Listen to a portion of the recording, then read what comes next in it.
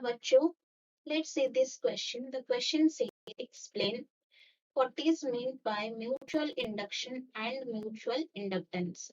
Give the practical unit of mutual inductance and how it can be defined in terms of induced EMF and rate of growth, and derive expression for mutual inductance between two solenoids.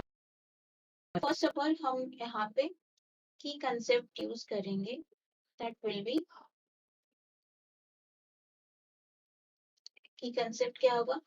This is the Lane's law. Lane's law क्या कहता है? Lane's law states that the induced current through a neighboring coil will flow in the direction to oppose the cause of its creation. So यहाँ पे जैसे question में हमें given है, first what is meant by mutual induction and mutual inductance. Mutual induction क्या है? It is a property of a coil that enables it to oppose the change in the current in another coil. तो यहाँ पे mutual inductance को define करने के लिए हम एक प्रैक्टिकल एक्सपेरिमेंट करेंगे. लेट यहाँ पे दो नेबरिंग कॉइल है. ये कॉइल है जिसको हम बैटरी से कनेक्ट कर रहे हैं, बैटरी और एक की से कनेक्ट कर रहे हैं, और उसके पास एक नेबरिंग कॉइल है को हम गैल्वानोमीटर से कनेक्ट कर रहे हैं, जिसमें डिफ्लेक्शन, करंट डिफ्लेक्शन शो करेगा. ये गैल्वानोमीटर है. तो ये दोनों नेबरिंग कॉइल है. जब हम इस कॉइल में पहले ये कॉइल 1 है और ये कॉइल 2 है, तो इस वाले कॉइल 1 में जब हम इसको पहले क्या हो रहा था, ये डिस्कनेक्टेड है. जब ये इसको हम कनेक्ट करेंगे, इस बैटरी को कनेक्ट करेंगे, तो क्या होगा, इसमें करंट फ्लो करेगा, कंडक्शन करंट फ्लो करेगा, इसमें करंट फ्लो करेगा. तो क्या होगा, करंट फ्लो करने की वजह से इसमें फ्लक्स जनरेट हो जाएगा, फ्लक्स इंक्रीज हो जाएगा. तो फ्लक्स इंक्रीज करने की वजह से क्या होगा, यहाँ पे सेकेंड कॉइल में भी फ्लक्स इंक्रीज होगा. तो इस दोनों कॉइल में जो चेंज इन फ्लक्स क्रिएट होगा, उसकी वजह से क्या होगा, सेकेंडरी कॉइल में ईएमएफ इंड्यूस्ड हो जाएगा. तो यहाँ पे करंट फ्लो करने की वजह से यहाँ पे मैग्नेटिक फील्ड लाइंस क्रिएट हो जाएंगी इस तरह. तो इसमें जो चेंज इन फ्लक्स क्रिएट होगा, उसकी वजह से सेकेंडरी कॉइल में इंड्यूस्ड ईएमएफ जनरेट हो जाएगा. तो इंड्यूस्ड ईएमएफ सेकेंडरी कॉइल में जो जनरेट हो रहा है, तो जैसे कि अकॉर्डिंग टू लेंस लॉ हमें क्या पता है, induced current oppose the change in flux. तो वो जो इंड्यूस्ड करंट होगा कुछ इस तरह, इस डायरेक्शन में फ्लो करेगा ताकि वो जो चेंज इन फ्लक्स को अपोज कर सके. तो इंड्यूस्ड ईएमएफ का, इंड्यूस्ड करंट का direction opposite to the direction of original current और कंडक्शन करंट का हो जाएगा. तो यहाँ पे ये कंडीशंस कुछ इस तरह होगा. तो फर्स्ट ऑफ ऑल क्या होगा, जब हम यहाँ पे स्विच ऑन करेंगे, स्विच ऑन करने के बाद क्या होगा, करंट प्रोड्यूस होगा, current flow in the circuit और इन द कॉइल 1. तो उसकी वजह से क्या होगा, flux will increase in coil 1.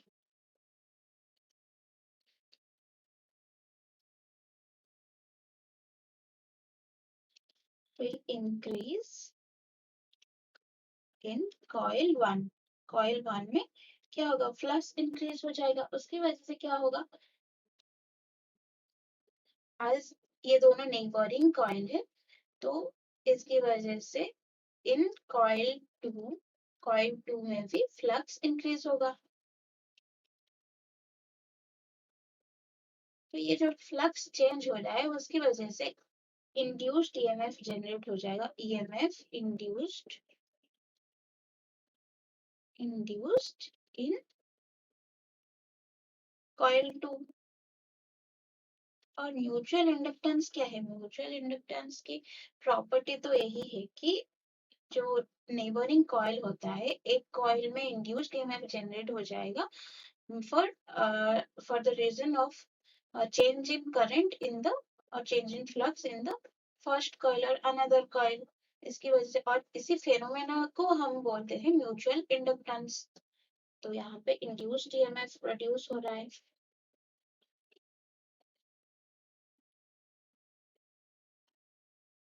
तो according to Lenz law, Lenz law के हिसाब से क्या होगा, करंट जो होगा, induced current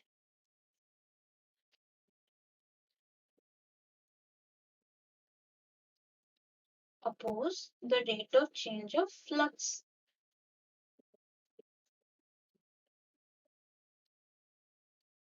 change in flux। तो फ्लक्स इन नेबरिंग कॉइल हमारा कितना हो जाएगा, यहाँ पे फ्लक्स यहाँ पे कितना हो जाएगा, m इंटू आई। यहाँ पे m क्या है, here m is equal to mutual inductance.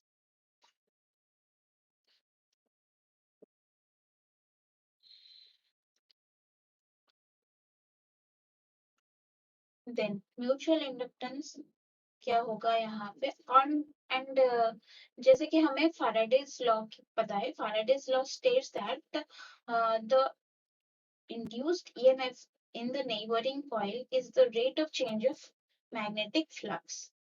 तो induced EMF क्या होगा, according to Faraday's law, Faraday's law, induced EMF क्या हो जाएगा, this is the rate of change of magnetic flux। तो हम यहाँ पे नेगेटिव साइन इसीलिए यूज कर रहे हैं क्योंकि जो इंड्यूस्ड ईएमएफ होता है ये ऑलवेज अपोज करता है rate of change of flux को, इसलिए हम यहाँ पे नेगेटिव साइन यूज कर रहे हैं। तो हमने देखा फ्लक्स क्या है, एम आई, म्यूचुअल इंडक्टेंस इनटू करंट, तो उसकी जगह हम पुट करेंगे। तो म्यूचुअल इंडक्टेंस तो एक कांस्टेंट है, ये बाहर आ जाएगा और ये कितना हो जाएगा, D I by D T, which is the rate of flow of current. तो यहाँ पे ईएमएफ हमारा हो गया, EMF is equal to negative of m di by dt।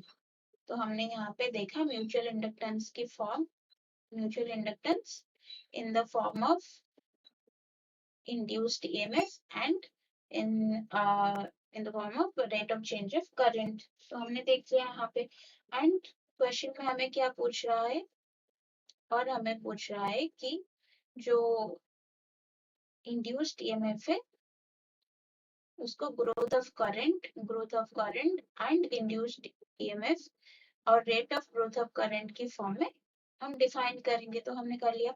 And in mutual inductance का जो यूनिट है, यूनिट ऑफ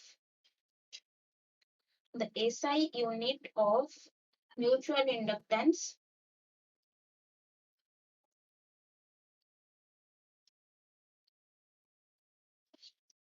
ये कितना है, which is equal to henry. और 1 हेनरी कितना होता है, 1 henry is equal to 1 weber पर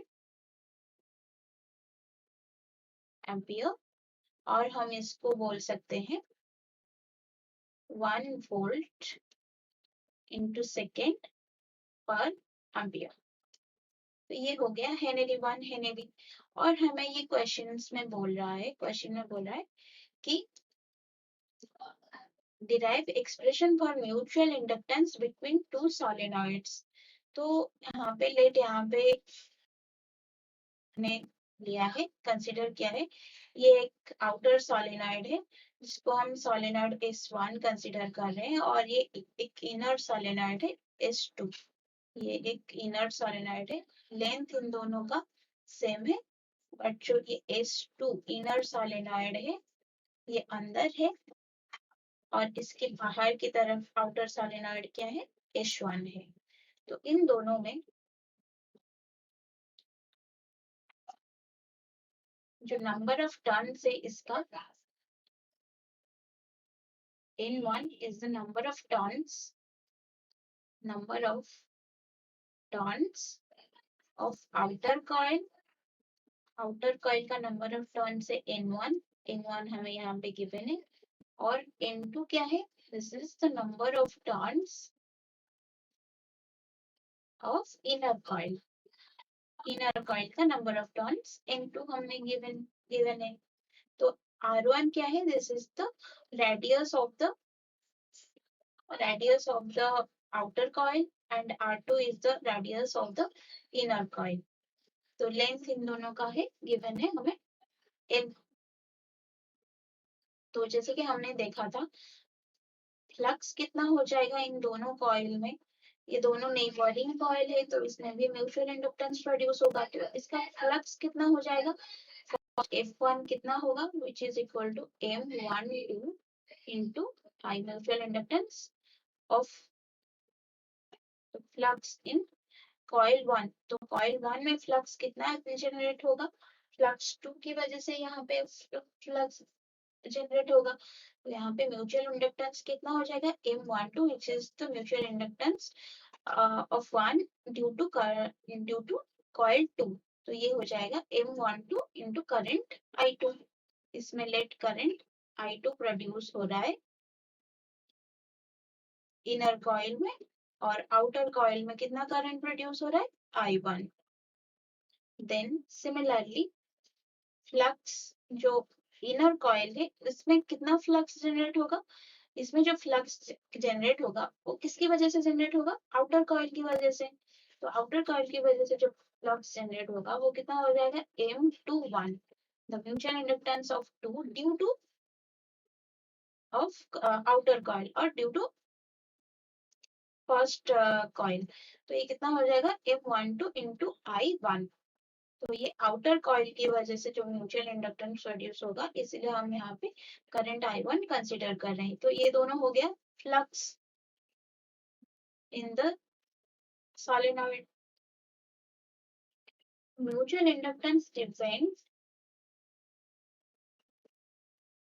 ये किस पे डिपेंड करेगा, geometry and separation of orientation पे डिपेंड करेगा। तो यहाँ से हम देख रहे हैं M12 कितना हो जाएगा, M12 will be mu naught N1 N2 A into N and M21 कितना हो जाएगा which is equal to mu naught N1 N2 AL। तो हम यहाँ पे देख रहे हैं ये जो दोनों म्यूचुअल इंडक्टेंस है, mutual inductance of 1 due to 2 और mutual inductance of coil 2 due to 1, ये क्या हो गया, दोनों सेम है।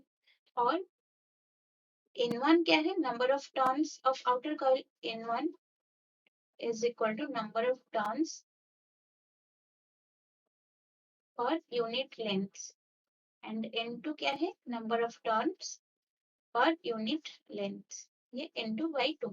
तो म्यूचुअल इंडक्टेंस कितना हो जाएगा, ये दोनों सेम है इसलिए mutual inductance is M12 is equal to M21 will be equal to mu naught N1 N2 की जगह हम पुट कर देंगे उसकी वैल्यूज, ये हो जाए capital N into capital 2 into area divided by L। तो यहाँ पे जो म्यूचुअल इंडक्टेंस हो गया ये कितना हो गया which is equal to mu naught N1 N2 A divided by L। तो ये हो गया म्यूचुअल इंडक्टेंस, ये हो गया mutual inductance between to solenoid. So this is the mutual inductance